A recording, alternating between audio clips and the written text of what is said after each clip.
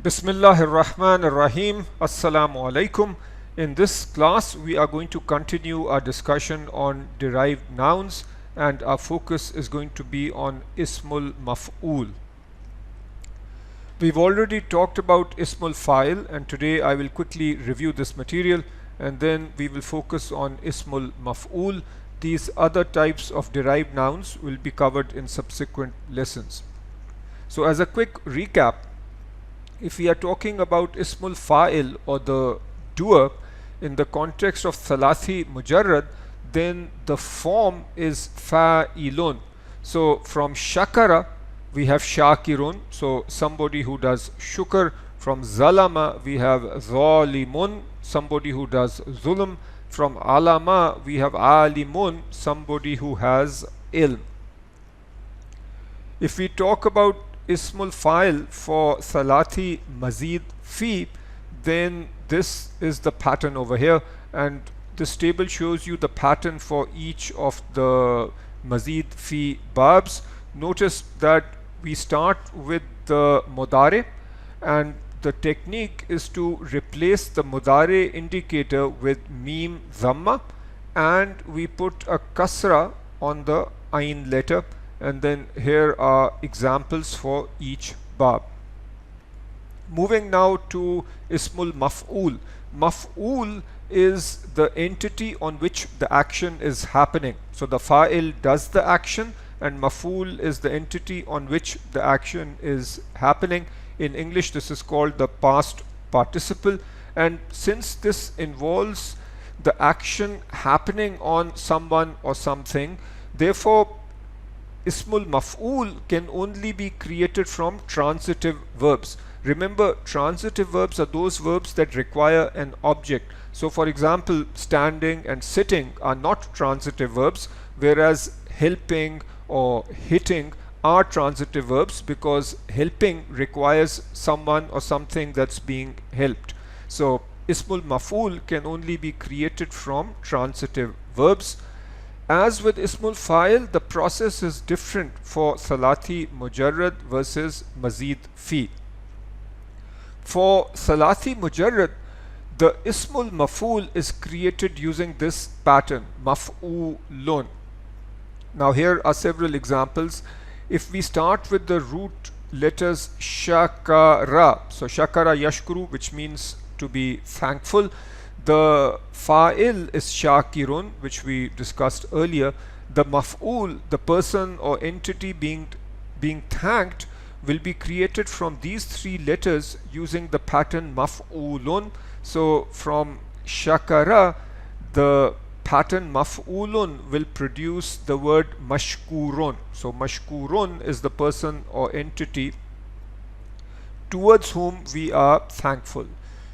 Similarly, if our root letters are Zalama, then the maf'ul will be Mazlumun. So Mazlumun is the person or entity on which zulm is happening. And then if our root letters are Nun, Sad, Ra, Nasara, Yansuru, the person helping is Nasir, and the person or entity being helped is Mansurun. So the key to remember here is that for Thalathi Mujarrad, the pattern for Ismul Maf'ul is Maf'ulun. And as we've done before, since we have a noun, we can create this table for the noun. So Maf'ulun is in Rafa form. In Nasab this would be Maf'ulan, and in Jar it would be Maf'ulin. You can then create this row over here for dual and plural. As a review, I want you to do this before you look at the next slide. So hopefully this is what you came up with. This is something that we studied very early in the course. Moving now to Thalathi Mazid Fi. The process is quite similar to what we did with Ismul Fa'il. We have to create the fail Mudare. So for each of these babs, we need to recognize the fail Mudare. Then we replace the present tense indicator with Mim Dhamma. and that's similar to what we've done before. And then on the ayn letter we put a fatha. So with ismul fa'il the ayn letter has a kasra, whereas with the maf'ul the ayn letter has a fatha. And here are the examples. So for each bab we have the fail mudare. This is something we've studied earlier, and then as discussed, to create the ismul maf'ul we replace the present tense indicator with mim dhamma, and then the ayn letter will always have a fatha. And examples are over here. Mu'manun, muqarrabun. Muqarrabun is the person or entity that is close. Mukhatab. Mukhatab is the person or entity that's being addressed. The fa'il would be mukhatib. So mukhatib is somebody who is addressing, and mukhatab would be the person or the group or entity that is being addressed. And then here are other examples. As we did before, when we take a given ismul maf'ul such as mukramun, we can then put it in nasab and jar form. We can do this for dual, mukramani, mukramaini, mukramaini. We can do this for plural, and then we have the different forms for female. So I would like you to also do this on your own. This is material that you've seen before. Now very quickly, the difference between ismul maf'ul and maf'ul. Maf'ul is something that we've studied before. This makes sense in the context of a verbal sentence. So if we have a sentence with a verb, and this is a transitive verb where we need a fa'il and a maf'ul, then only in that case will a maf'ul make sense. So for a maf'ul to exist, we need a sentence with a verb such as what we have here. Fataha ar-rajulu baban. So here fataha is the verb, ar-rajulu is the fa'il, and baban is the object or the maf'ul. So this baban is a maf'ul in the context of the sentence. Now maftuhun is ismul maf'ul. So this is a word in of itself. Ismul maf'ul is a word. It represents a noun where an action has happened on that noun. So maftuhun is ismul maf'ul. This sentence over here, al-babu maftuhun. So in this case we have al-babu, which is the mubtada. This is the subject. Maftuhun, this is the predicate or the khabar. So this is saying the door is open.